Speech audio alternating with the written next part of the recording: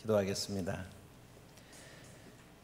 하나님을 찬양하고 즐거워하나이다.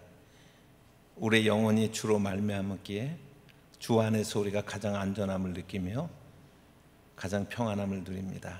이 저녁에 주님께서 모아주신 하나님의 백성들이 하나님의 그 임재 앞에 나와 하나님을 예배하며 찬양하는 감격을 누립니다. 또 이렇게 성교 헌신 예배로 하나님 앞에 영광 올려드리게 하신 것을 감사함을 드립니다. 주님, 이 시간 또 하나님의 말씀을 듣겠사오니 우리에게 말씀하여 주시옵소서. 저희들이 귀를 세워 주의 말씀을 듣겠나이다. 그 말씀을 들을 뿐만 아니라 마음에 새기겠나이다. 새길 뿐만 아니라 우리의 삶 속에서 그 말씀의 뜻대로 살아가는 저희가 되기를 원합니다. 종을 주님께서 붙들어 주셔서 생명의 하나님의 말씀을 증거하기에 부족함이 없도록 주님께서 어거하여 주시고 울림통으로 사용하여 주시옵소서. 예수님의 이름으로 기도합니다. 아멘. 네. 반갑고 감사합니다. 오늘은 여러분 우리 기도원과 미디안 사이에 있었던 그런 전쟁의 이야기를 좀 여러분들과 함께 이 시간에 나누기를 원합니다. 오늘 이 전쟁의 이야기의 발단은 사사기서 6장 1절의 말씀에 나와 있는데요, 이스라엘 자손이 또 여호와의 목전에 악을 행하였으므로 여호와께서 7년 동안 그들을 미디안 손에 붙이셨다라고 말씀을 하죠. 우리가 잘 아는 것처럼 사사시대라고 하는 것이 하나님 앞 배반하고 하나님을 불순종하다가 또 어떤 이민족이나 이런 것에서 압제를 당하게 되면 또 부르짖게 되고, 그러면 또 하나님께서 또 응답하시고 그들에게 구원을 베푸시고 하는 그러한 그 사이클의 그런 연속이 이제 사사기에 있는 그런 말씀인데, 이제 그 미디안에 의해서 7년 동안 그렇게 또 억눌림을 당했던 이스라엘 백성들의 부르짖음을 하나님께서 들으시는 사이클이에요. 그래서 하나님이 기드온을 세우셔서 그 300용사와 함께 어떻게 미디안을 물리치느냐 하는 것이 오늘 본문에 있는 그런 이제 말씀입니다. 사사기 7장 1절에 오늘 읽은 본문의 말씀을 보면 이스라엘 군과 미디안 군이 이스르엘 평야라고 하는 그곳을, 이스르엘 골짜기다라고 하는 그곳을 중심으로 해서 양쪽에 진을 치고 있는 것을 보여줍니다. 그래서 이스라엘 군대는 32,000명이었는데 그 사람들은 길르앗산이라고 하는 그러한 그 산 밑에 있는 하롯셈이라고 하는 그런 셈에 진을 쳤고, 그리고 미디안의 동방 연합군은 13만 5천 명이 그리고 그 이스라엘 평야의 북쪽 지역에 있는 거기에 그 이제 진을 치게 됩니다. 그래서 그 북쪽에 모래산이라고 하는 산이 있었는데 그 산 밑에다가 이제 진을 치게 됩니다. 이해를 돕기 위해서 제가 몇 가지 사진을 좀 준비를 했습니다. 여러분 한번 준비한 거 보여주시면 고맙겠습니다. 네, 저기가 보이는 것이 이제 이스르엘 골짜기라고 불리는 곳입니다. 저는 이제 미국에서 25년을 살았는데요. 그리고 이제 3년 전에 한국으로 이제 귀국을 하게 되었는데, 제가 이제 미국이나 이런 또 세계 여러 지역을 다니면서 한국 사람들하고 이렇게 느낌이 다른 이야기가 있는데, 골짜기라고 하는 말이 좀 달라요. 이제 우리 한국 사람들은 골짜기 그러면 우이동 골짜기를 생각하잖아요. 그래서 여름에 더울 때 급류 내려오는 데서 수박도 갖다 놓고 거기서도 먹고 하는 그런 우이동 골짜기를 생각하는데, 이제 이게 원래 그 이제 성경 시대도 마찬가지고, 이제 서양 세계에서는 그 골짜기라는 개념이 어떤 개념이냐면 산이 있고 산이 있잖아요. 그럼 그 사이를 골짜기라고 표현을 하는 거예요. 그러니까 실제로는 평야입니다. 그게 굉장히 넓은 평야. 그러니까 우리의 생각을 이스라엘 골짜기 그러면 우이동 골짜기 생각하면 안 되고, 그게 이제 평야입니다. 지금 저기가 이스라엘 평야에 저 끝에 이제 보여지는 그런 산이 있지 않습니까? 이제 그 산이 모래산이라고 하는 그런 산이에요. 그러니까 저렇게 멀리 몇 킬로 떨어져 있는 곳에 모래산 그 밑에 미디안군이 진을 치고 있는 것입니다. 오늘 그 성경과 관계돼서 제가 이제 골짜기에 대해서 우리가 개념을 좀 새롭게 가져야 된다라고 하는 것을 말씀을 드렸는데, 여러분 이제 셈이라고 하는 것, 이쪽에는 그 길르앗산이 있는데 하롯셈가에다 이제 진을 치지 않았습니까? 이스라엘 성경을 여러분들이 읽으시다가 셈이라는 말이 나오면 그거는 뭘 말하냐면 이제 밑땅 속에서 물이 뽀글뽀글 올라오는 것을 말하는 거예요. 땅에서 솟아나는 이제 그것을 샘이라고 그렇게 이야기를 합니다. 그리고 이제 성경에 보시면은 이제 건천이라고 불리는 와디 이야기가 이제 많이 나와요. 어떨 때는 이제 이제 시내라고 불리기도 하고 그러는데, 그 와디는 어떤 거냐면 비가 오는 이제 이스라엘 지역은 우기와 건기가 굉장히 뚜렷하거든요. 그래서 10월 달부터 4월 달까지가 우기고, 그다음에 이제 5월 달부터, 그러니까 4월이나 5월부터 또 10월 달까지는 완전히 건기입니다. 그때는 비가 한 방울도 오지 않거든요. 그런 그 때에 비가 올 때만 시내를 이루어서 흐르다가 비가 그치면 이제 그쳐지는 곳이 있어요. 성경에 이제 그게 굉장히 유명한 곳이 열왕기상 17장에 보면은 그릿 시내가 있죠. 엘리야에게 까마귀가 뭘 갖다 주고 그렇게 이제 했었던 그 그릿 시내가가 와디 같은 것입니다. 그래서 거기에는 이제 비가 올 때만 강을 이루고 있다가 비가 그치면은 한 방울에 이제 그 강물이 바닥에 완전히 드러나는 이제 그런 것들을 이제 시내라고 표현하고, 이제 영어로 이제 와디라고 그렇게 표현이 되어 있습니다. 그리고 이제 또 하나가 있는데 성경을 보시면은 웅덩이라는 말이 이렇게 많이 나와요. 그래서 호세아서 같은 데 보면 터진 웅덩이라는 말도 나오고 이제 웅덩이라는 말이 많이 나오는데, 그 웅덩이가 어떤 거냐면 이스라엘 지역에 석회암이 많이 있기 때문에 우리가 석회암 동굴털처럼 땅 속으로요, 굴이 파지는 땅 속으로 파지는데 물이 어떻게 파지냐면요, 요렇게 파져요. 요렇게 항아리처럼. 그래갖고 입구는 굉장히 좁은데 그 안에는 꽤 큰 수조가 생겨나는 거예요. 그러면은 비가 많이 오잖아요. 그러면 거기에 물이 많이 들어가서 이제 찰랑찰랑 이제 찼잖아요. 그러면 그 위에다가 넓적한 돌 하나 갖다가 딱 이렇게 뭐 항아리 뚜껑 덮듯이 딱 덮어놓으면은 그게 물 저장 창고가 되는 거예요. 전체적으로는 이스라엘 지역도 비가 많이 오지 않는 지역이기 때문에 물이 굉장히 귀하고, 우기철에 물을 어떻게 잘 이렇게 보관하느냐 하는 문제가 심각하거든요. 그래서 그러한 시스톤이라고 불리우는 그런 물 웅덩이가 있으면 거기에마다 물을 가득 채워지는 거예요. 터진 웅덩이는 그러니까 뭐예요? 이 밑에가 터져 있어 가지고 물을 제대로 가두지 못하는 쓸모없는 그러한 그 시스톤을 이제 터진 웅덩이다라고 그렇게 표현을 하는 거예요. 여러분, 그 요셉이 어렸을 때 형들이 미디안 상인한테 팔아넘기기 전에 웅덩이에다 갖다 던져버렸죠. 그 웅덩이가 바로 시스턴이에요. 웅덩이에 던졌으면 우리가 나오면 되지 그러는데, 생각해 보십시오. 만약에 깊이가 한 3m에서 5m 되고 이게 이렇게 생겼으면 혼자 힘으로 나올 수 있어요, 없어요? 나올 수가 없는 그런 웅덩이에 요셉이 던져진 거예요. 그게 이제 성경 속에 나오는 진리들을 이제 반영을 해서 성경을 보게 되면 이제 그런 용어들을 우리가 가지고 보게 됩니다. 그래서 다음 사진, 다음 사진 거기 보시면 그걸 좀 더 이제 가까이서 찍은 거예요. 여기가 이제 이쪽에 가까운 쪽이 하루셈 근처고, 저쪽에 이제 있는 그게 이제 모래산 밑이 되겠습니다. 그러니까 집들이 있는 그곳에 미디안 그 사람들이 진을 쳤었던 거예요, 옛날에.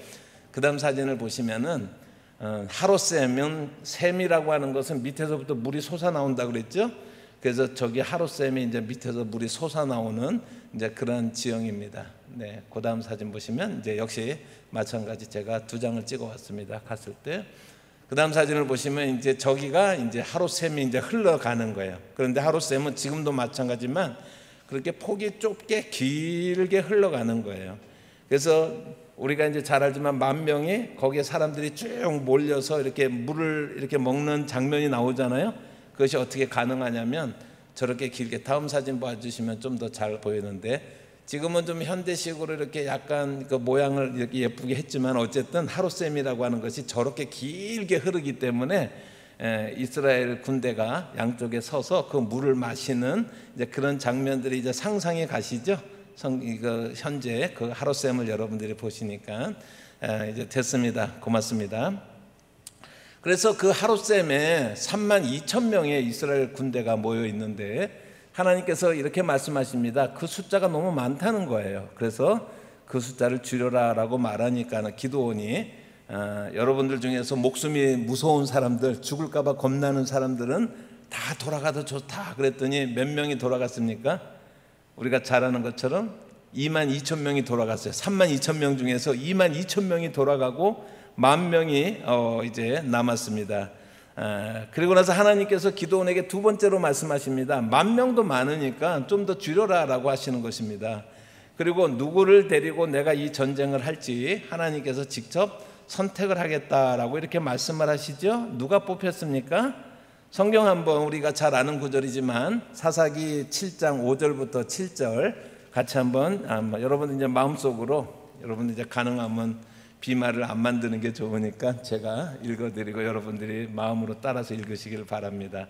이에 백성을 인도하여 물가로 내려가매 여호와께서 기드온에게 이르시되 무릇 개에 핥는 것 같이 그 혀로 물을 핥는 자는 너는 따로 세우고 또 무릎을 꿇고 마시는 자도 그같이 하라 하시더니 손으로 움켜 입에 대고 핥는 자의 수는 300명이요 그 외의 백성은 다 무릎을 꿇고 물을 마신지라. 여호와께서 기드온에게 이르시되 내가 이 물을 핥아 먹은 300명으로 너희를 구원하며 미디안 사람을 내 손에 붙이리니 남은 백성은 각각 그 처소로 돌아갈 것이니라 하시니. 우리가 잘 아는 장면이죠. 기드온이 그 하나님의 명령을 따라서 하룻셈 양쪽에 이스라엘 군대들을 다 이렇게 서게 하고 물을 마시게 하는데 결과적으로 두 부류의 사람들로 나눠지지 않았습니까? 한 부류는요 무릎을 꿇고서 혀를 물에다 대고서 그렇게 이제 물을 먹는 사람들이 이제 한 부류인데 그 사람들이 9,700명이었어요. 9,700명이었고 그리고 딱 한 부류는 마치 개가 핥아 먹는 것처럼 무릎을 꿇지 않고 이렇게 손으로 움켜쥐어 가지고 그래갖고 이렇게 사주 경계를 하면서 이제 물을 먹은 사람들이 몇 명이었어요? 300명이었습니다. 그래서 하나님께서 말씀하십니다. 내가 이 300명을 데리고 이제 이 전쟁을 내가 수행을 하겠다라고 하나님께서 말씀을 하십니다. 여기에서 우리가 두 가지 질문을 이 장면에서 하게 되는데 하나는 뭐냐면 기드온이 말이죠 정신 나간 사람도 아니고 지금 상대방은 13만 5천 명이에요. 13만 5천 명이 있는데 3만 2천 명이 많다고 그러니까요 기드온이 어떻게 해요? 돌아갈 사람 돌아가라고 얘기를 해요. 그리고 이제 10,000명이 남았는데 10,000명도 또 많다고 그러니까는요 또 하나님의 명령에 순종을 했고 다 돌아갈 사람 돌아가 그러고 결국에는 몇 명을 데리고 전쟁에 나가요? 300명 데리고 전쟁에 나간 겁니다. 이거는 뭐 미친 짓이죠. 그냥 자살행위나 마찬가지다라고 할 수가 있습니다. 우리가 왜 그랬을까라고 하는 질문을 마음속에 생각을 하고 두 번째 제가 질문하는 것은 왜 그렇다면 하나님께서는 이렇게 300명만을 데리고서 이 전쟁을 미디안으로부터 구원을 하시겠다라고 말씀하시는 걸까라고 하는 것을 생각을 합니다. 먼저 기드온이 어떻게 순종했을까라고 하는 것을 생각을 합니다. 여러분 손자병법이라는 거 다 아시죠? 그렇지만 뭐 실제로 읽어보신 분들은 많을지는 모르겠습니다. 중국의 최고의 병법서잖아요. 그래서 미국의 웨스트포인트 사관학교에서도 이게 이제 정규 과목으로 이렇게 채택이 되어 있는 게 손자병법인데 그런데 손자병법은 13장으로 되어 있는데 그 중에 세 번째가 모공편이다라고 그렇게 모공이라고 하는 이제 그런 이제 장입니다. 그런데 이제 이 모공이라고 하는 것은 손자병법에서 뭐를 다루고 있냐면 어떻게 하면 싸우지 않고 적을 굴복시킬 수 있을까라고 하는 것들을 기록한 거예요. 이 3장에서는 싸우지 않고 이길 수 있는 길을 제시를 하는데 그렇지만은 불가피하게 싸워야 되잖아요. 그러면은 전쟁을 피할 수 없을 때 전쟁의 전력의 크기에 따라서 어떻게 대응하는 것이 효과적인지라고 하는 것을 기록하고 있는 것이 손자병법의 제3장 모공편입니다. 여기에 보면요 피치 못해서 전쟁을 해야 된다. 그런데 아군이 적군보다 10배로 넘잖아요. 10배가 넘잖아요. 그러면 포위에서 섬멸하라 라고 그렇게 손자병법에 나와 있습니다. 5배로 많으면은요 전공법을 가지고 밀어붙여서 상대방을 굴복시켜라 항복시켜라 라고 말을 하고 2배로 많으면은 아군을 둘로 나눠 갖고 협공을 해라 라고 이렇게 손자병법에 지금 제가 손자병법 얘기하고 있는 거예요. 그렇게 이제 나옵니다. 그리고 비슷하면은요 적과 잘 싸우래요. 비슷하면은 잘 싸우는 건 우리도 알기는 아는데 하여튼 손자병법에 그렇게 나와 있습니다. 그리고 수가 더 적잖아요, 우리가요. 그러면 잘 도망가래요. 그게 이제 그 방법의 계책입니다. 수가 너무 적으면 잘 도망가라는 거예요. 적보다 내가 못하다고 생각하면 잘 피하라라고 이렇게 말하고 마지막 7번째 전략을 말을 합니다. 7번째 전략이 뭐냐면 소필적지경 대적지급냐, 뭐 여러분들 그냥 그 책에 보면 나와 있는 건데 설명을 하면 이런 것입니다.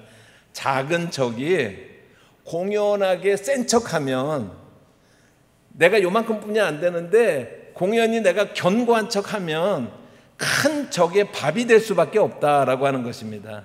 그래서 가당치 않는 그 용맹을 믿는 어리석음은 전쟁에서 절대로 금해야 된다라고 이렇게 손자병법 모공편의 7번째 전략이 그렇게 딱 기록이 되어 있습니다. 만약에 우리가 컴퓨터로 그 당시에 이제 컴퓨터로 우리가 손자병법을 다 집어넣고 현재 미디안군과 그 다음에 이 이스라엘 군대를 우리가 한번 컴퓨터에 넣어본다고 한번 생각을 해보십시오. 그렇게 그래서 전력을 넣어야 되지 않습니까? 어떻게 이스라엘이 미디안과 싸우는 것이 가장 효과적으로 싸우는 걸까라고 하는 것을 손자의 우리가 손을 그 머리를 빌려 가지고 한번 전술을 한번 우리가 한번 생각을 해 보십시다. 사사기 7장 12절 말씀을 보시면 한번 펼쳐 주세요. 미디안 사람과 아말렉 사람과 동방의 모든 사람이 골짜기에 누웠는데 메뚜기에 중당한 것 같고 그 약대의 무수함이 해변의 모래가 수당 같은지라라고 이렇게 이야기를 하고 있습니다. 그래서 컴퓨터에 넣으려고 그러면 병력을 넣어야 되는데 미디안군 13만 5천 명, 그 다음에 이스라엘군은 2라는 뭐였어요? 3만 2천 명 이렇게 넣어보는 거예요. 2야는 뭐예요? 10,000명, 3화는 뭡니까? 300명 이렇게 이제 넣는 것입니다. 그 다음에 장비 면에서는 어떤가? 장비를 입력하는데 오늘 성경에 보니까 이 낙타라고 하는 것은 약대라고 하는 것은요, 그 당시로 보면은요, 약간 탱크 부대와 같은 이제 그런 전술적인 성격을 가지고 있었거든요. 여러분 한니발 장군 때 그 아프리카 지역에 있는 코끼리를 가지고서 알프스산을 겨울에 알프스산을 넘은 사람이 한니발 장군이었어요. 대단한 사람이었어요. 그러니까 이 코끼리 부대가 로마군이 처음 봤을 때 기겁을 한 거예요. 코끼리가 화살로 쏘면 잘 들어갈까요? 그거로요? 그래서 이 전술 때문에 한니발에 의해서 그 로마가 처음에 속수무책으로 BC 3세기인가요? 그 이제 포에니 전쟁 때 굉장히 이제 좀 수모를 당하고 이제 그랬었거든요. 그러니까는 코끼리 부대라는 건 탱크 부대나 마찬가지예요. 그래서 이것을 이제 타자 쳐서 이렇게 컴퓨터에 넣는다고 그러면 미디안군 탱크 5,000대, 그 다음에 이제 이스라엘군 무기 그러면은요 항아리 300개, 횃불 300개, 이게 무기야. 그렇게 이제 넣잖아요. 그렇게 쳐놓고 나면은 이제 엔터를 딱 누르면 전략이 쫙 나옵니다. 그러면 손자병법에서 말하고 있는 전략, 손자병법이 이렇게 나오는 겁니다. 그 전략이 뭐냐면 절대로 적대 행위를 하지 말라. 섣불리 작게 뭉쳐서 반항하려고 하다가는 큰 세력의 밥이 되고 말 것이다. 오히려 어떻게 하면 잘 도주할 수 있을지를 연구해라. 이게 손자병법의 결론이에요. 손자병법의 결론이에요. 그런데 하나님은 그 300명을 데리고 전쟁을 하시겠다라고 이렇게 말씀을 하는 것입니다. 기드온은 또 거기에다 수긍을 해요. 또 거기에 수긍을 한 것입니다. 여러분 우리 시각으로 보자면 하나님이라고 하셔도 너무 하시는 것 같아요. 그래서 하나님의 요구가 굉장히 무리하고 기드온은 전쟁의 지휘자로서는 자격이 없는, 무모하기 짝이 없는 그러한 지휘자다라고 하는 것이 세상의 관점으로 보면 그렇게 볼 것입니다. 여러분은 어떻게 생각하십니까? 기드온이 이 상황에 대해서 두말 없이 순종할 수 있었던 것은 6장에 있는 사건 때문에 그랬었죠. 그때 우리가 잘 아는 것처럼 하나님이 정말 내 손에 미디안을 붙이시려거든, 하나님, 제가 하나님을 한번 테스트를 좀 해봐야겠습니다. 이것이 하나님의 뜻인지. 그러면서 타작마당에 양털을 한 뭉치를 이렇게 두지 않습니까? 그래서 하나님, 양털에만 이슬이 좀 적고, 이 이슬이요, 우리가 이제 생각하는 것 조금 내리는 이슬을 말하는 게 아니라 이스라엘 지역은 이슬이 두툼하게 내려요. 굉장히 두툼하게 내려서 그나마 건기 때 버틸 수 있는 것은 그 두툼하게 내리는 이슬 때문에 그런 거예요. 그래서 저녁 시간이 돼가지고 이스라엘에서 벤치에 이렇게 좀 이렇게 앉아 있잖아요. 그러면은 앉지 않은 쪽에는요 금방 축축해요. 그 축축하고 그러다가 이제 일어나면은 우리가 이렇게 앉았던 지역은 하얗게 남아 있고 그럴 정도로 이슬이 두툼하게 내리는 그런 지역이거든요. 그런 지역에서 양털 한 뭉치를 이렇게 두고서 만약에 그 하나님의 뜻이면 이 양털만 이슬에 젓고 나머지는 다 마르게 해주세요. 이거는 조금 내려가지고 긴가민가 할 수 있는 그런 종류의 것이 아니야. 완전히 표시가 나는 것입니다. 그랬더니 정말 그 양털에만 이슬이 막 물에 짜면은 짜질 정도로, 그렇게 성경에는 없지만 그렇게 양털에만 이슬이 내리지 않았습니까? 그랬더니 기도원이 또 한 번 얘기하잖아요. 하나님 죄송하지만 한 번만 더 제가 하나님께 좀 아뢰야겠습니다. 그래서 이번에는 양털, 솜털, 그 양털만 마르고 그러면 지면에 한번 쫙 이슬이 좀 깔리게 한번 해주세요. 그러니까 하나님께서도 그렇게 해주셨죠, 그렇죠? 여러분, 그때 기도원은 믿음을 갖는 것입니다. 그때 이 전쟁이 하나님께 속해 있구나라고 하는 것을 그때 기도원이 깨닫게 되어지는 것입니다. 여러분, 그리고 나서 하나님께서 기도원에게 6장에 이렇게 말씀하세요. 16절 말씀 한번 보세요. 16절. 자, 제가 한번 읽어드립니다. 여호와께서 그에게 이르시되 내가 반드시 너와 함께 하리니 내가 미디안 사람 치기를 어떻게 한다고요? 한 사람 치듯 하리라 라고 얘기하는 거예요. 이게 하나님의 약속입니다. 미디안 13만 5천 명을 치기를 내가 한 사람 치듯 하리라 라고 하나님께서 말씀을 하신 거예요. 믿음이라고 하는 것이 여러분 무엇입니까? 내 눈에는 13만 5천 명이 보이지만 하나님이 한 명이야 그러면 한 명인 것입니다. 그게 믿음이라고 하는 거예요.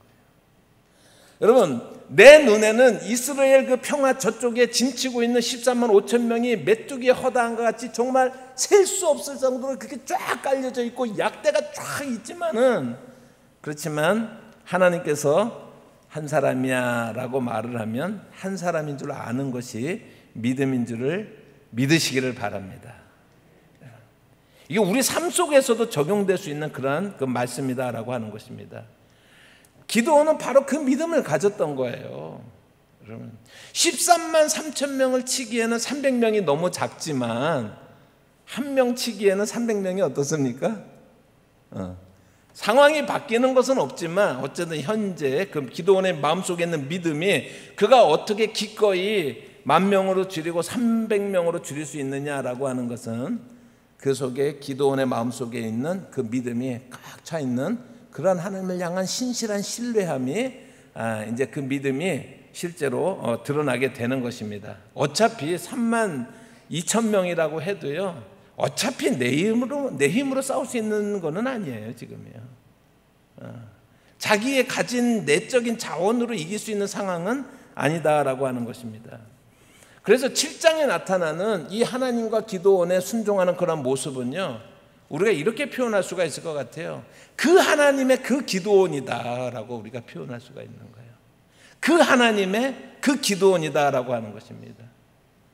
저는 이 시대에 하나님과 우리 교회가, 우리 한국교회가, 우리 은평교회가 이런 교회가 되기를 주님의 이름으로 축복합니다. 하나님의 말씀에 대해서 믿음으로 반응하는 교회가 되어야겠다라고 하는 것이지요. 여러분, 그래서 은평교회가 그 하나님의 그 교회라고 하는 소리를 우리가 이 지역에서 듣는 그런 교회가 되기를 주님의 이름으로 축복합니다. 저는 오늘 목사님하고 잠깐 저녁 식사를 같이 했는데, 제가 어디 가서 설교한다고 목사님 이런 말 안 하거든요. 제가 오늘도 여러분 고맙습니다 인사합니까? 제가요, 예수의 복음을 전하고 하나님의 복음을 전하고 싶지. 그래서 불러주셔서 고맙습니다. 고맙죠. 마음속으로 너무 고마운데 이 시간에 그런 데 쓰고 싶지가 않아요. 근데 우리 목사님 뵈니까 정말 저절로 한마디는 나와요. 너무 좋으신, 인격적으로 좋으신 분이시구나라고 하는 거는 제가 나오는데, 우리 목사님이 그 하나님의 그 목사님이 되시기를 축복합니다. 우리 장로님들과 우리 성도님들이 그 하나님의 그 성도야 라고 하는 그러한 소리를 듣는 그러한 교회가 되시기를 주님의 이름으로 축복합니다. 두 번째 질문이 있었죠. 300명이라고 하는 숫자를 한번 여러분 생각해 보시기를 바랍니다. 왜 하나님은 9,700명을 마다하고 300명을 뽑으셨을까?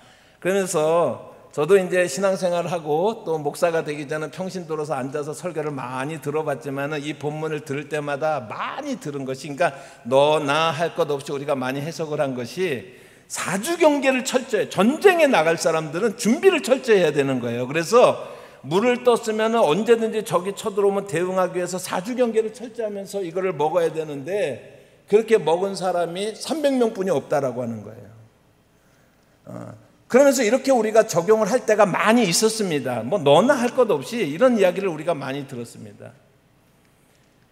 하나님의 군대로 나아가는 자들은 사주 경계를 철저하는 그러한 사람들이 돼야지 하나님의 쓰임을 받을 수가 있다. 신앙의 사주 경계가 뭐냐? 이제 거기부터 이제 나가는 거예요. 그러면은 기도 열심히 해야 되고요, 말씀 열심히 읽어야 되고, 교제 열심히 해야 되고, 전도 열심히 해야 되고, 이게 우리 성도들의 신앙의 사주 경계다. 그래서 그 신앙을 우리가 잘 지키면서 기도원의 300용사처럼 나아갑시다 라고 이제 설교하는 거는 그쳐야 돼요. 이제 그렇게 그걸 우리가 풍류적 설교라고 그러는데, 알레고리칼이라고 그러는데, 제가 오늘 밤에 짧게 말씀을 드리지만 여러분, 성경을요 뚫어지게 보면 뚫려요.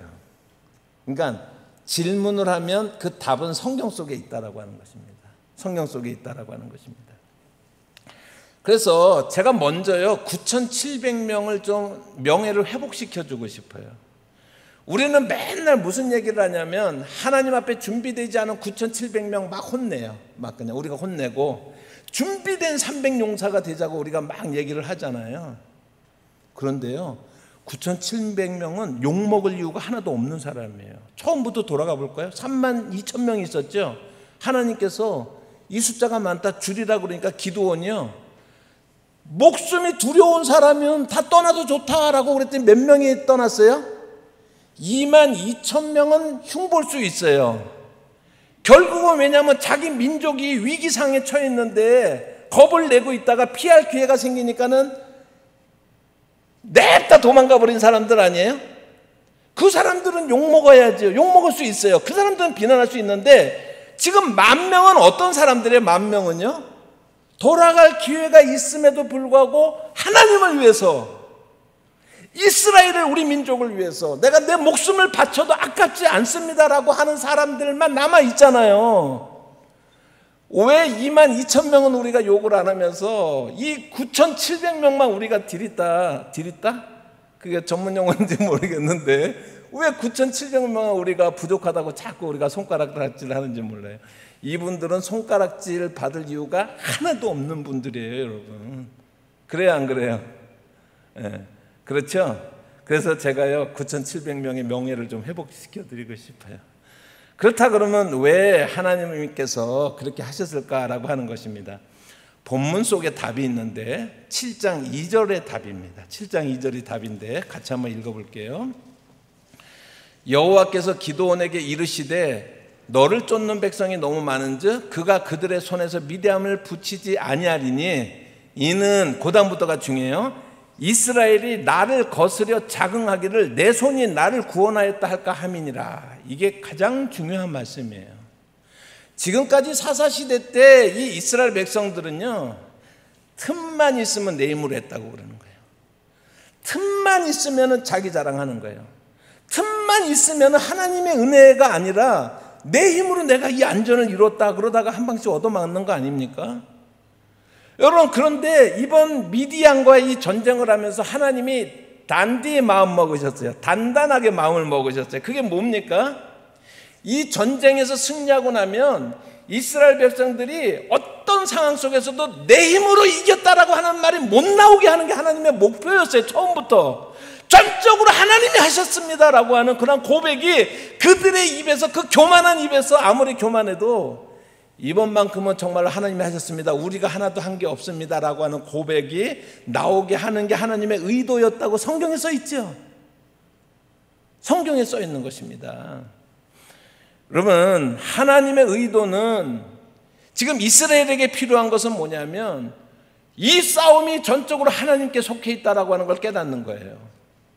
여러분, 이 승리와 구원이 온전히 하나님으로부터 말미암았습니다라고 하는 그런 고백이 있어야 되는 거예요.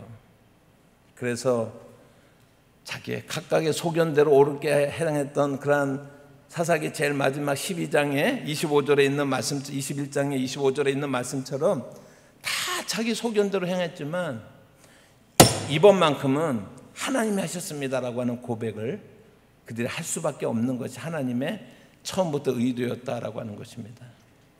만일 32,000명으로 승리했다고 그러잖아요. 그러면요, 이 사람들은요 다 자기 잘난 줄 알 거예요. 당연하게 32,000명이라도 한 4대1로 병력이 13개는 하지만 그래도 홈그라운드잖아요. 전쟁하는 곳이 지형지물을 잘 알잖아요. 해가 몇 시에 뜨고 몇 시에 지고 이런 거 다 잘 알잖아요. 걔들 잘 알잖아요. 그러니까 32,000명 정도면 수비하는 입장에서는요 얼마든지 한번 해볼 만한 그런 것이고, 역사 속에서도 그런 전쟁 정도 뒤집는 거는요 수도 없이 많이 있었어요. 여러분, 이렇게 틈을 주잖아요. 그럼 이스라엘 백성들은 틀림없이 뭐라 그럴 거예요? 우리 힘으로 이겼다라고 할 판이다라고 하는 거예요. 그동안 그래 왔잖아요. 여러분, 10,000명은 어떻습니까? 그러면 병력이 13.5대 1이잖아요. 13만 5천 명이니까 쉽지는 않을 거예요. 그러나 불가능한 정도는 아니에요. 아까 제가 그 포에니 전쟁 한니발 얘기도 하고, 그때 로마의 장군이 스콜피온이 아니라 그 로마의 그런 장군의 이름이 스키피오라고 하는 사람이었는데, 스키피오였는데 그 1차, 2차, 3차 포에니 전쟁, 그래서 로마가 이제 전 세계를 제패하게 되는 결정적인 그런 이제 계기가 되는데, 이 두 사람은요 어마어마한 전술을 사용하는 사람이에요. 한니발은요, 그 카르타고의 북아프리카 카르타고의 한니발은 로마하고 전쟁에서 진 게 아니라 아까 말씀드렸잖아요. 직접 로마의 수도로 쳐들어간 거예요. 알프스산을, 코끼리 부대, 지중해를 넘어서 알프스산을 넘어가지고 겨울에 코끼리 부대를 가지고 로마를 진격을 하려고 그러는데, 로마가 한니발을 이겨낼 재간이 없거든요. 스키피오 장군이 어떻게 했냐면요, 한니발이 쳐들어오고 있는 걸 다 보고서 그거를 포기하고요 카르타고를 향해서 진격을 한 거예요. 그래서 먼저 도착을 한 거예요. 그래서 카르타고를 초토화시키니까 수도를, 나라를 비워놨었잖아요, 거의 한니발이. 그런 다음에 한니발이 전쟁을 제대로 못하고 철수하면서 진 거지, 그게 무슨 대회전에서 지고. 하여튼 이 사람들은 전술이 그러니까 대단한 그런 사람들이었거든요. 여러분, 뭐 알렉산더 대왕이라든지 시저라든지 사실 나폴레옹 같은 사람도 전술적으로 보면 대단한 그런 사람이었습니다. 징기스칸 이런 사람들이라고 하면요 13.5대 1의 병력의 열세도 뒤집을 여지가 있어요. 멀리 가지 않고 제가 한 사람만 얘기해요. 임진왜란 때 명랑해전에서 이순신 장군이 12척, 신에게는 12척이 남았습니다. 유명한 얘기죠. 그 거북선 하나도 없었어요. 그 12척을 가지고서요 일본군 그 함대가 몇 개였냐면 133척이었어요. 11배 많은 거였어요. 누가 이겼어요? 이순신이 이겼잖아요. 11대 1의 병력의 열세를 가지고서도 12척 가지고 133척을 실제로 이긴 역사가 있잖아요. 그죠? 그러니까 10,000명 가지고도 하나님이 이래가지고 이겨도 하나님이 이겼다라고 말 안 할 사람들이에요. 이스라엘 사람들이 얼마나 완악한데요, 그 당시에. 그러니까 그것도 안 되겠다라고 얘기를 하시는 거예요. 그리고 나서 정말 아까 말씀드린 것처럼 이 전쟁이 오직 내게 속하였다. 이 구원은 나로 말미암았다. 너희가 그것을 고백하느냐라고 하는 그 고백을 이끌어내는 것이 하나님의 이 전쟁의 의도였다라고 하는 것입니다. 하나님 절대 중심의 신앙을 가르치기를 원하시는 거예요. 전적으로 우리가 의지할 분이 하나님뿐이 없습니다. 정말 옆에도 쳐다보지 못하게 하나님뿐이 없습니다라고 하는 그 신앙의 고백이 그들에게 필요한 것이에요. 우리들에게도 필요한 것입니다. 여러분 만약에 이렇게 한번 생각해 보십시다. 사주경계를 철저하게 하면서 적이 오나 안 오나를 쳐다보면서 우리가 전통적인 해석대로 그런 사람이 9,700명이었어요. 300명이 철포덕 앉아가지고 그냥 혀로 그냥 물을 그냥 굴굴굴 핥아 먹었어요. 여러분 그러면 누구를 선택했을 것 같아요? 9,700명이 사주경계를 다 했어. 만약에 그 300명이 철포덕 이렇게 해갖고 사주경계도 안 하고 주의력을 기울이지 않고 먹었어요. 누구를 선택했을 것 같아요? 어떻게 먹었느냐가 아니라 300명을 그래도 데려가서 하셨을 거예요. 여러분 300명 그게 제 이야기가 아닙니다. 여러분, 사사기 7장 4절의 말씀을 보시면 4절 같이 한번 읽어보면 제가 읽을게요. 여호와께서 또 기드온에게 이르시되 백성이 아직도 많으니 그들을 인도하여 물가로 내려가라. 거기서 내가 너를 위하여 그들을 시험하리라. 물은 내가 누구를 가리켜 이르기를 이가 너와 함께 가리라 하면 그는 너와 함께 갈 것이요, 내가 누구를 가리켜 이르기를 이는 너와 함께 가지 말라 말 것이니라 하면 그는 가지 말 것이니라 하신지라 라고 말했습니다. 하나님께서 만명을 물가에서 시험하시겠다라고 말씀하셨는데, 여기서 오해가 하면 안 되는 게요, 이 시험한다라고 하는 것이요, 시험을 봐갖고 60점 이상 맞는 사람들만 합격 이런 개념이 아니다라고 하는 거예요. 그래서 이 개념은 영어 단어로만 제가 죄송하지만 salt, shift라고 이렇게 이야기할 수 있는데, 설명을 드릴게요. 이 단어는 무슨 뜻이냐면요, 사과가 한 무더기가 있는데요, 사과가 한 무더기 있는데 건강한 사과와 썩은 사과를 골라내는 문제가 아니에요. 이거는 뭐냐면요, 빨간 사과와 파란 사과를 골라내는 거야. 다 맛있는 사과야. 그런데 빨간 사과와 파란 사과를 골라내는 것이지 썩은 사과와 썩지 않은 사과를 골라내는 시험이 아니었다라고 하는 거예요. 그리고 그 하나님의 의도는, 아까 그 100명, 10,000명은 뭐라고 그랬어요? 하나님을 위하여, 이스라엘을 위하여 내가 죽으면 죽으리라고 했던 그 사람들이잖아요. 그 10,000명은요 다 맛있는 사과라니까요. 사과로 치면 단지 하나님의 의도가 작은 무리를 데리고 이 전쟁을 통해서 하나님의 그 영광을 드러내고 이스라엘의 고백을 이끌어내는 것이 하나님의 의도였기 때문이다라고 하는 것을 여러분들 우리가 믿으시기를 바랍니다. 우리의 신앙생활에 있어서 여러분, 언제든지 나의 힘으로 이겼다, 내 힘으로 버텼다라고 고백하는 것처럼 위험한 것은 없습니다. 잠언 16장 18절에도 교만은 패망의 선봉이요 거만한 마음은 넘어짐의 앞잡이다라고 얘기를 하고 있습니다. 여러분, 우리가 신앙생활을 몇십 년 어느 정도 이렇게 하다 보면은 전적으로 고백할 수밖에 없는 거예요. 내 힘으로 했습니다라고 하는 것이 얼마나 허망한 것 소리인지, 내 힘으로 안전하게 살았습니다라고 하는 것이 얼마나 무모한 소리인지. 여러분, 우리가 숨을 쉬고 있으니까 우리 마음대로 숨을 쉬는 것 같죠. 우리가 숨 쉴 수 없는 광경에 그런 상황 속에 하루만 놓여도, 몇 시간만 놓여도, 1시간만 놓여도 숨 쉰다라고 하는 것도 하나님의 은혜구나라고 하는 걸 고백하는 것이 우리의 고백입니다. 전적으로 하나님의 은혜, 하나님의 은혜가 아닌 것이 없습니다. 여러분, 그거를요 우리가 실패를 맛보고서 꼭 그렇게 이야기할 필요가 있어요, 없어요? 우리가 처음부터 하나님 앞에 항복함으로 나아가는 저와 여러분 되시기를 바랍니다. 여러분, 사사기 7장 15절부터 23절에 이제 실제로 전쟁이 일어나고 있습니다. 미디안군을 물리치는 장면입니다. 기드온이 300명을 셋씩 이렇게 세 부대로 나누지 않습니까? 각각 나팔 하나와 항아리 하나와 횃불 하나씩을 이제 준비를 시킵니다. 그래서 횃불을 켜고 항아리로 그것을 불빛을 가리키고 미디안 진가로 나갑니다. 사실 300명은요 이 미디안 진영으로 가기는 가야 되지만 각자 지급되는 게 뭐예요? 무슨 총도 아니고 칼도 아니고 항아리 하나 하고 횃불 하나 하고 지금 나팔 하나씩 주는 거예요. 이게 뭐예요 지금? 뭐 어디 가는 거예요 지금요? 전쟁하러 가는 거예요. 전쟁하러 가는데 그거 하나씩 이렇게 주는 거예요. 그러고서 이제 가니까 300명도요 도대체 이게 뭔지 몰라요 지금요. 어떤 사람들은 이게 도대체 뭐지? 의심하는 사람도 있었을지 모르겠어요. 불안한 사람들도 아마 있었을 거예요. 그렇지만 그 사람들은 내가 비장한 마음으로 하여튼 나가보자 라고 하면서 나가지만 기드온은 달랐다라고 하는 거예요. 기드온은요. 7장 17절 말씀 한번 읽어보시겠습니다. 7장 17절. 그들에게 이르되, 기드온이 말한 것입니다. 너희는 나만 보고 내가 하는 대로 하되, 내가 그 진영체에 이르러서 내가 하는 대로 너희도 그렇게 해라 라고 이렇게 말을 하고 있습니다. 여러분, 엄청난 이야기입니다.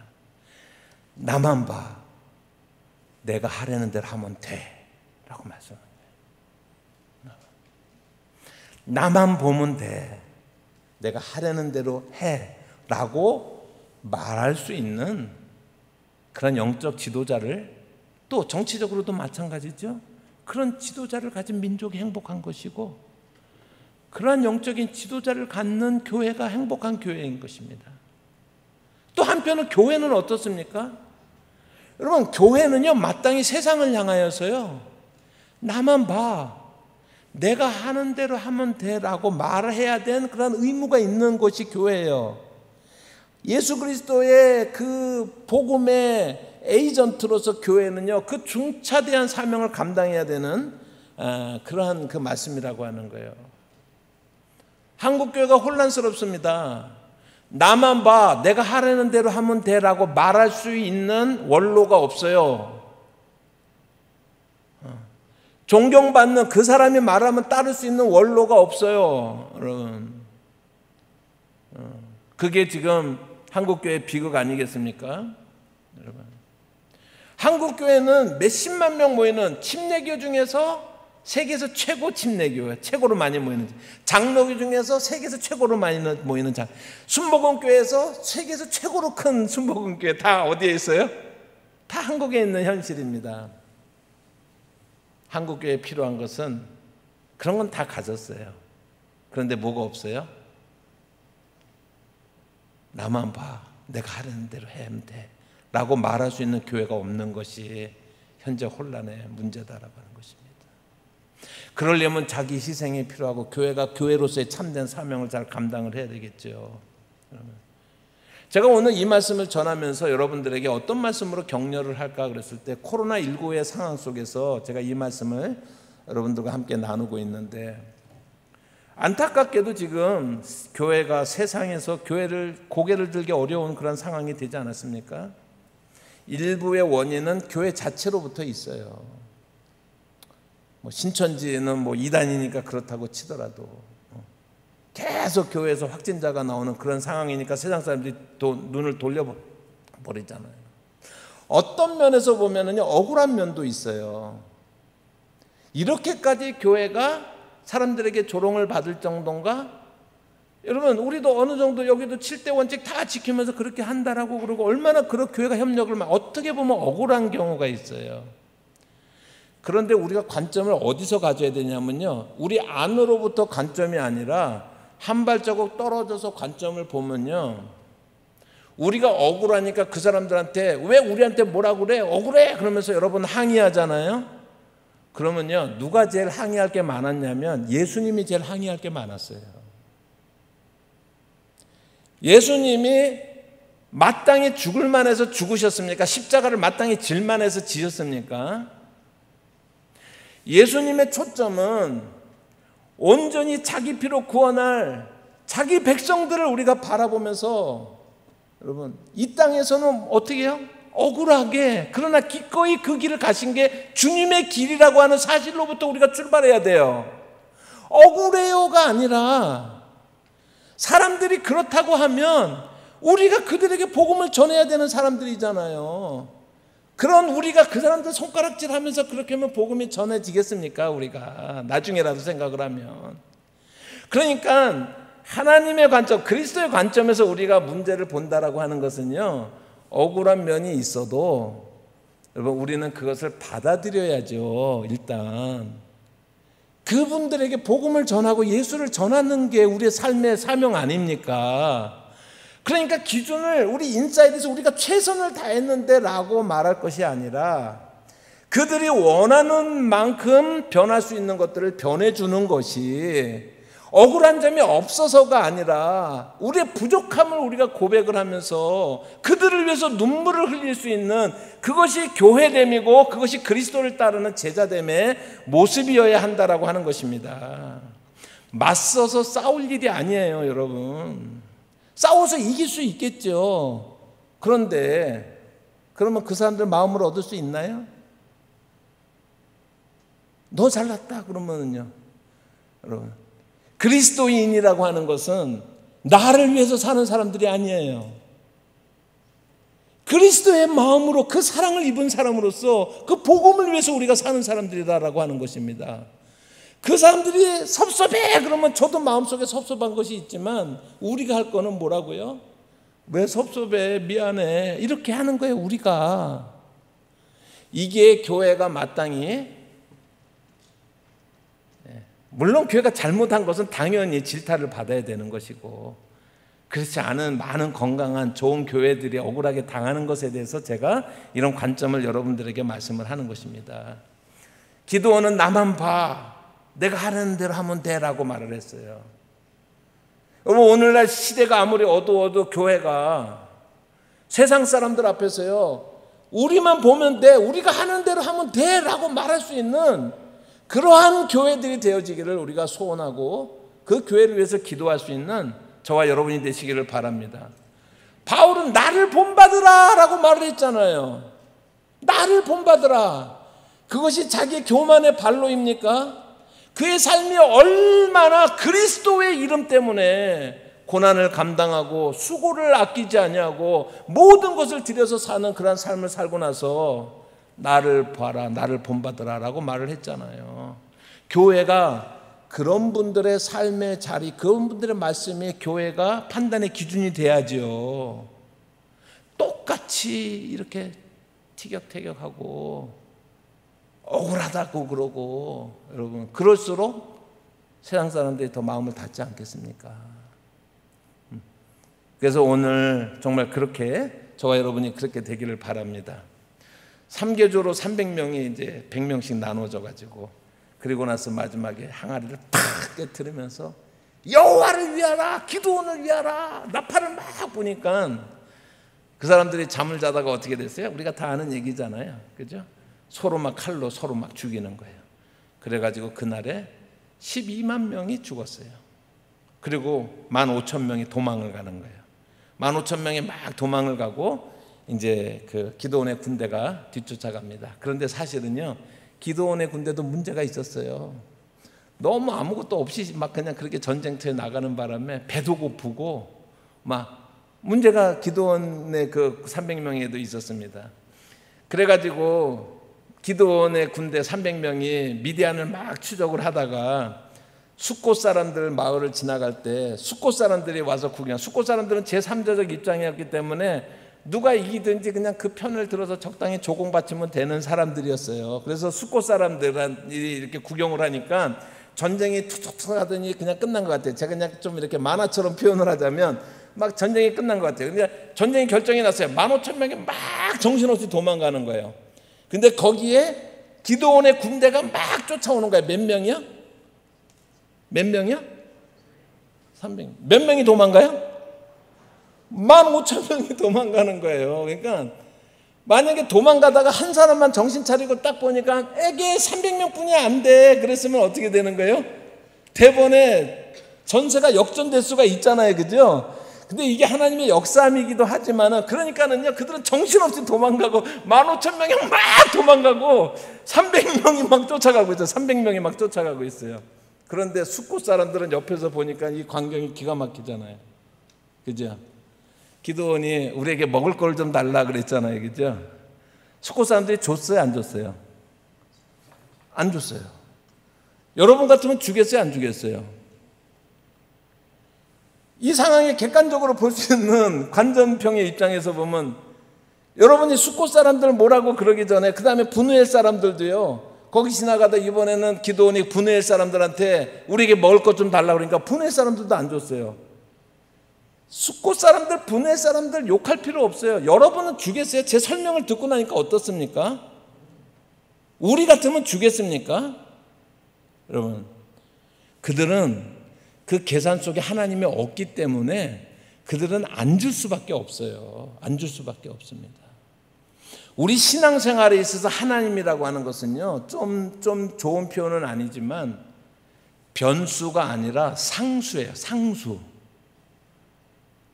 조건이 아니라 항상 하나님이 우리의 모든 경우에서의 가장 중심에, 가장 결정적으로 우리의 삶의 결정에 차지하고 있는 분이 하나님이어야 된다라고 하는 거예요. 하나님이어야 된다는 거예요. 숫곳 사람이나 분우엘 사람들은 하나님을 계산해서 빼고 나니까 뭐만 보이는 거예요? 15,000명이 보이고 300명이 보이는 거예요. 300명이 와서 먹을 거 달라고 그러니까 안 주는 거예요. 당연히 안 주지요. 당연히 안 주지요. 여러분, 이 상황들 사사기 8장 6절 말씀 한번 이래서 표현을 이렇게 하고 있습니다. 이제 이 구절이 읽히는 겁니다. 여러분, 한번 읽어봅니다. 숫곳의 방백들이 가로되 세바와 살문나의 손이 지금 어찌 내 손에 있건데 우리가 내 군대에게 떡을 주겠느냐. 이 얘기가 뭐예요? 너 지금 막 쫓아가고 있는데 지금 15,000명 쫓아가고 있는데 내가 보기에는 저쪽이 더 숫자가 많고 저쪽이 이길 것 같은데 내가 너희한테 먹을 걸 줘야 돼? 라고 이렇게 말을 하고 있잖아요, 실제로 성경에. 그래서 안 주는 겁니다. 그러니까 숫곳 사람들의 계산이 틀린 것이 아니라 그들에게 하나님이 없는 것이 문제다라고 하는 것입니다. 이 상황 속에서 여러분, 우리가 이런 코비드19 상황 속에서 우리 은평교회 우리 성도들에게 제가 말씀을 드리는 것은 이런 상황에서 우리가요, 뒤로 한 발 이렇게 빼가지고 교회는 이렇게 되든 저렇게 되든 한국교회는 이렇게 되든 저렇게 되든 뒤에 한 발자국 빼갖고 계산기 두들기고 있는 사람이 있다면 오늘 우리가 이 말씀을 다시 한번 잘 보기를 바랍니다. 여러분, 교회가 앞으로 처해질 것은, 저는 이제 교회 미래에 대해서 좀 이렇게 강의도 하고 그럽니다만 코비드19가 끝나도요 30%는 안 돌아올 거로 보거든요. 지금이야말로 우리가 정말 하나님의 나라를 위해서, 주님의 몸된 교회를 위해서 자기 목숨을 두려워하지 않는 그런 300명이 필요한 때예요. 우리가 다 뒤로 물러가가지고 계산기에 두드리고 있지 않을까 혹시. 그런 교회들이 없지 않다라는 걸 제가 봅니다. 그런 교회들이. 우리 은평교회가 이런 상황 속에서 여러분 숫곳 사람처럼 계산하는 것이 아니라 그냥 300명이 아니잖아요. 하나님의 손에 들린 300명이잖아요. 여러분, 우리 은평교회가 여러분 그냥 개인이 아니라 하나님의 손에 붙들린 성도들이 되기를 주님의 이름으로 축복합니다. 여러분, 그래서 우리가 이런 어려운 상황 속에서도 정말 주님의 몸된 교회가 더욱더 아름답게 세워져 갈 수 있는 그런 교회가 되어지기를 바랍니다. 제가 한 가지만 더 말씀을 드리는데 사사기 8장 4절 말씀을 한번 볼까요? 사사기 8장 4절 말씀. 기드온과 그와 함께 한 자 300명이 요단가에 이르러 건너고 비록 뭐라고요? 피곤하나, 추격했다라고 하는 것은 피곤하지만 자기가 해야 될 그 사역을 하는 일에 멈추지 않은 거예요. 코로나19가 1년을 넘어가면서 여러분 피곤할까요? 안 할까요? 피곤 안 하다라고 말할 필요는 없어요. 피곤한 상황이에요. 지금 여러 가지로. 제가 그 용산에 장신측 그 목사님이신데, 저는 이제 출신은 총신을 나왔지만 이제 제가 그런 이제 여러 목사님들하고 이렇게 교제를 하는데, 그분이 최근에 이제 이제 그 계약 기간이 끝나서 예배당을 얻으러 다녀야 되는데 예배당 장소를 이제 좀 공간을 빌리러 다니니까는요 10군데를 갔는데 교회 예배당으로 쓰려고 그런다니까는요 100% 노. 비어 있는데 교회 예배당으로 쓴다니까는 100% 노. 그래서 이분이 무슨 말을 했냐면, 우리가 무슨 뭐 사기꾼들도 아니고 강도들도 아닌데 어쩜 이럴 수 있냐라고 너무 힘드니까 이제 그렇게 토로하더라고요. 피곤한 상황입니다. 피곤하지 않은 게 아니에요, 여러분. 그러나 여러분 이스라엘 군대 이 300명이 피곤하나 그들의 사역, 그들이 미디안을 쫓아가는 일을 멈추지 않는 거예요. 피곤하나 따르는 거예요. 피곤하지만 하는 것입니다. 그 안에 분열이 없는 거예요. 그럴수록 더 사명감에 그들이 불타 있는 것들을 우리가 보게 되는 것입니다. 여러분, 아무도 불평하지 않고 떠나지 않고 이 하나님의 승리의 주인공이 되어지고 하나님의 구원의 역사에 그런 증인으로 그들이 남아 있는 거예요. 우리가 이런 상황 속에서 저와 여러분들이 이 말씀이 여러분들을 격려할 수 있기를 바랍니다. 우리는 개인이 아니라 하나님의 손에 붙들린 개인이다라고 하는 것입니다. 그것을 우리의 삶의 제원칙으로 삼는 그러한 사람들마다 여러분 하나님의 큰 역사의 주인공이 되는 것입니다. 여러분, 요한복음 12장 24절의 마지막으로 보면 내가 진실로 진실로 너에게 이르노니 한 알의 밀이 땅에 떨어져 죽지 아니하면 한 알 그대로 있고 죽으면 많은 열매를 맺느니라. 300명이 그런 사람들이었어요.